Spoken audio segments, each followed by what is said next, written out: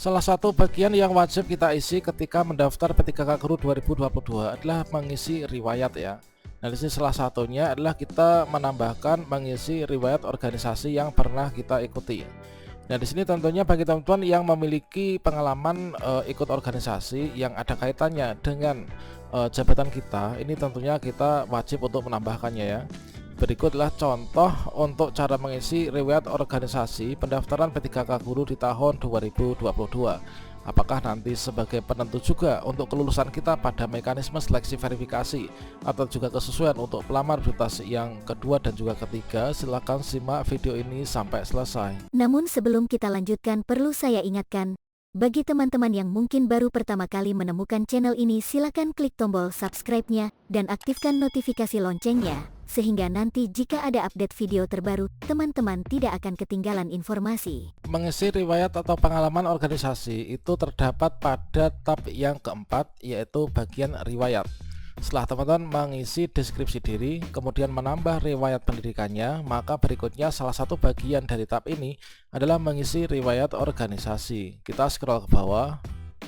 Nah, di sini adalah untuk pengalaman organisasi. Di sini kita klik di sini ya. Ini pengalaman organisasi. Kita bisa klik tambah.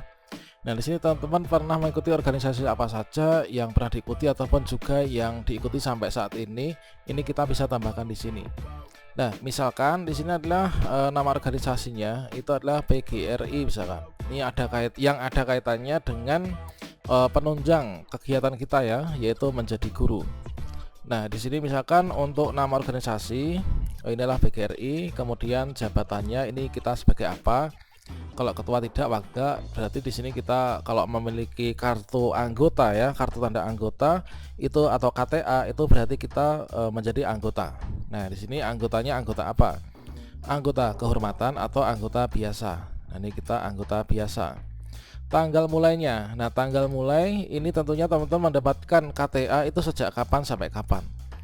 Nah, kalau misalkan di sini saya ini mendapatkan KTA-nya ini adalah baru saja, berarti di sini kita ini ditambahkan tanggal mulainya itu sesuai dengan yang kita dapatkan ya. Kalau misalkan teman-teman dapatnya sejak tahun 2010, berarti diambil tanggal penanggalan pada KTA yang tahun 2010 itu. Ini saya baru saja mendapatkannya, kebetulan sebelumnya ini belum pernah ya teman-teman. Nah, di sini kalau saya lihat di KTA saya, ini adalah saya itu mulai menjadi anggota ini pada bulan ini ya. Selanjutnya untuk tanggal selesainya, ini kita juga bisa lihat pada KTA kita.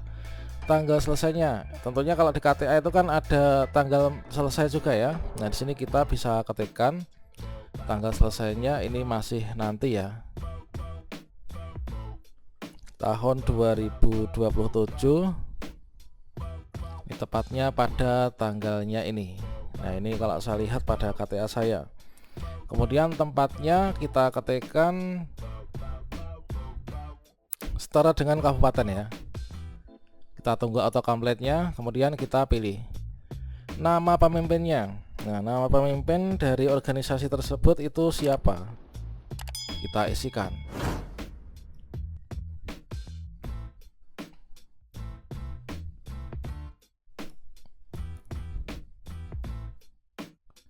Nah, kalau misalkan sudah dirasa benar, ini kita bisa klik simpan. Dengan demikian kita sudah berhasil menambahkan untuk riwayat organisasinya. Kemudian teman-teman menambahnya, kalian tinggal klik saja di sini, tambahkan organisasi apa yang teman-teman ikuti untuk yang bisa menunjang kegiatan kita belajar mengajar sebagai seorang guru ya. Kalian bisa mengisikan untuk nama organisasinya apa, misalkan pramuka atau apa. Karena saya nggak punya KTA pramuka, ini berarti saya nggak mengisikan. Kemudian nama kedudukannya sebagai apa, tanggal mulai, kemudian tanggal selesai. Kalau di sini tanggal mulai sudah diisi, berarti tanggal selesai nanti bisa diisikan ya.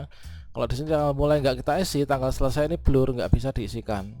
Sama halnya dengan nama organisasi, kalau belum kita tuliskan, maka pada bagian jabatan ini nanti kita nggak bisa mengisinya sebagai apa.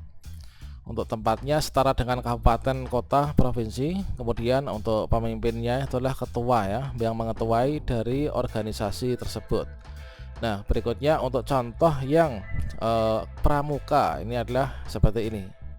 Nah, ini PGRI sudah, kemudian satu lagi ini adalah pramuka ya.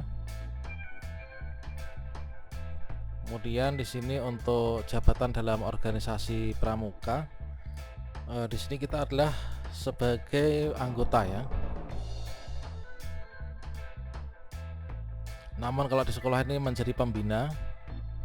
Ini tentunya juga kita lihat untuk di bagian tanggal mulai, ini masa berlakunya.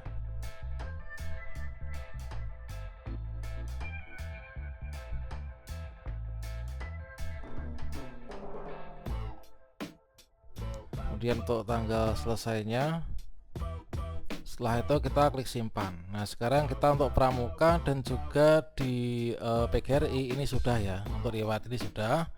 Kita lanjutkan untuk kursus. Jika teman-teman memiliki kursus, ini kita masukkan kursusnya. Misalkan kita ingin menambahkan ini ya, saya pernah mengikuti brain power, misalkan brain power, atau mungkin apa itu, kegiatan pada bagian pelatihan diklat ke-13. Nah, di sini ketika nanti kesulitannya, inilah misalkan kita pilih ya. Nah, ini harus terisi di autocomplete ini. Nah, kita harus isi di sini. Nah, di sini tidak ditemukan. Misalkan kita cari kata kunci diklat. Nah, adanya diklat administrasi, aparatur, bina marga, dan seterusnya. Administrator database ini enggak, saya enggak ada kaitannya dengan ini, berarti saya enggak isi ini.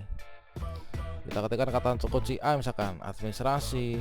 Kemudian kalau misalkan B, nah ini kalau misalkan memang kita benar-benar enggak punya sesuai dengan database pada server jenis kursus ini sebaiknya enggak diisi ya. Seperti halnya pengisian DRH tahun 2021 kemarin untuk P3K Guru.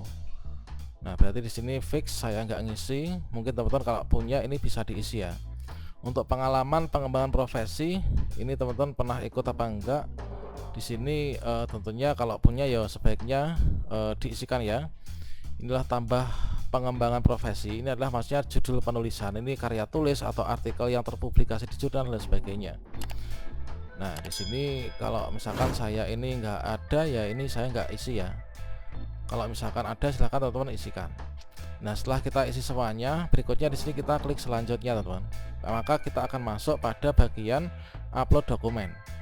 Nah, pada bagian upload dokumen, di sini untuk cek aktif akun e-materai, ini tentunya di sini nggak ada ya yang ditandatangani dengan materai. Ini adalah kalian bisa lihat lagi. Di sini ada tombol unggah, ini udah nggak bisa ya. Untuk P1 ini nggak bisa nih unggah ini.